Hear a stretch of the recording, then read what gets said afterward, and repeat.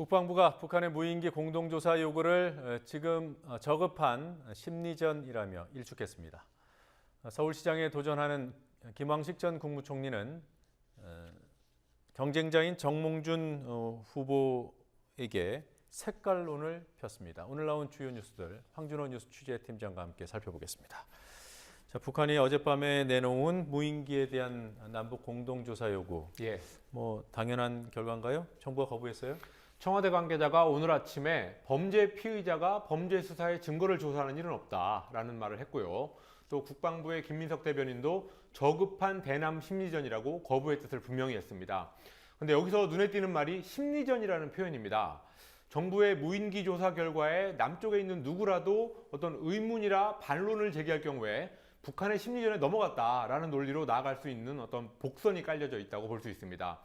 실제로 새정치민주연합의 정청래 의원에 대해서 여당이 바로 그런 논리로 지금 공세를 펴고 있습니다. 북한이 어떤 거를 제안했으면 북한에다가만 응대하면 되는데 그거를 국민들의 입을 막는 데까지 활용하고 있는 그런 상황입니다. 그게 보통은 여권에서 야권을 향한 공세 수단 아닙니까? 네, 새누리당 내부에 서울시장 경선 후보들 간에도 색깔론이 제기됐더군요. 김황식 후보, 서울시장에 출마하는 김황식 후보가 정몽준 후보한테 색깔론을 폈습니다. 김황식 후보의 캠프 대변인이 오늘 정몽준 의원은 아직도 북한의 천안함 폭침을 그냥 덮고 가자고 생각하느냐, 또 여전히 국가정보원은 폐지 대상이냐라는 공격적인 질문을 던졌습니다. 정 후보가 과거 관훈클럽 토론회에서 북한의 핵개발 문제에 대해서 나름대로 합리적인 판단이다라고 말한 것도 역시 끄집어내가지고 북핵을 이고 살아야 되는 대한민국 국민을 불안케 했다라고 말했습니다. 네, 정몽준 후보는 얼마 전까지만 해도 박원순 상대당 후보를 향해서 공세를 폈는데 안보론으로요. 그렇습니다. 그런데 자기 당 후보한테서 공격을 받았군요. 정몽준 후보가 박원순 시장을 공격하는 단골 메뉴가 바로 색깔론인데 자기가 그런 색깔론 공격을 당하니까 상당히 당황스러울 것 같습니다. 사실 정몽준 후보는 아버지 정주영 회장의 영향 때문인지 몰라도 꽤 유화적인 대북관을 과거에 한때 가지고 있긴 했었습니다.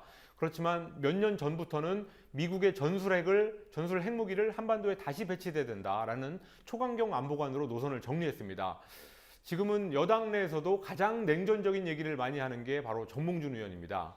김황식 전 총리가 번지수를 잘못 짚었을 수도 있고 또 알고도 그럴 수도 있는데 새누리당 내에서 자기들끼리의 색깔론이 또 얼마나 위력을 발휘할지 궁금해집니다. 네. 자, 오늘 금융감독원의 수장이 시중은행장들을 모아놓고 군기를 잡았다, 이런 보도가 있었습니다. 금융사 개인정보 유출 같은 금융사고가 계속 앞으로 나오면 은행 경영진들에 대해서 책임을 엄중하게 묻겠다, 이런 경고를 했습니다. 또 최수현 원장은 최근 나오는 금융사고는 금융의 기본인 법과 원칙을 제대로 지키지 않아서 비롯된 것이라서 신뢰를 잃은 금융회사와 경영진은 고객으로부터 외면받고 퇴출당한다라고 강조했습니다. 특히 정보 유출 같은 금융사고를 숨기거나 또 늑장 보고하는 그런 기만 행위는 절대 용납하지 않을 거라고 말했습니다. 틀린 말은 아니고 또 은행들이 반드시 따라야 되는 건 맞습니다.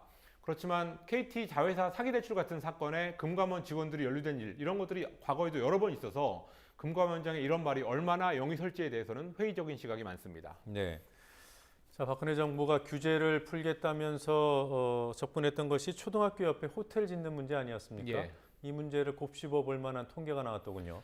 경제정의실천 시민연합, 경실련이 문광부 산하의 한국문화관광연구원 그리고 서울시 이런 데 있는 자료를 모아서 분석해 봤더니 서울시의 호텔 이용률이 78.9%였다고 합니다.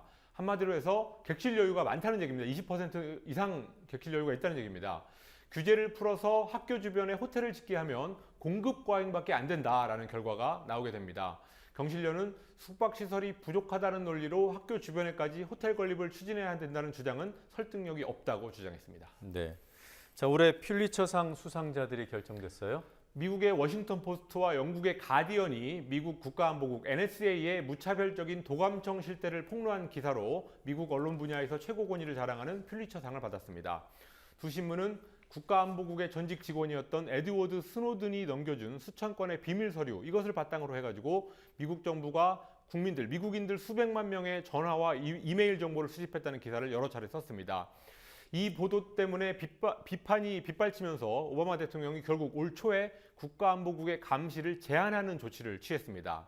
그렇지만 에드워드 스노든은 아직도 러시아에서 망명 생활을 하고 있습니다. 네. 자, 이것들 말고 오늘 중요한 뉴스들 어떤 것들이 있었습니까?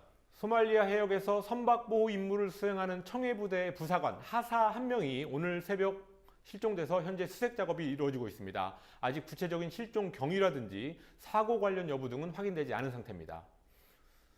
한일 양국이 내일 서울에서 일본군 위안부 문제에 관한 국장급 협의를 개최합니다. 한일 정부 당국이 위안부 문제 하나만을 의제로 회의하는 것은 이번이 사실상 처음입니다. 이석채 전 KT 회장이 회장 재직 당시 회사에 손해를 입히고 자금을 유용한 혐의로 오늘 불구속 기소됐습니다. 배임 횡령 액수는 총 131억 원입니다. 네. 자, 오늘 여기까지 보고 마무리하도록 하겠습니다. 수고하셨습니다. 예.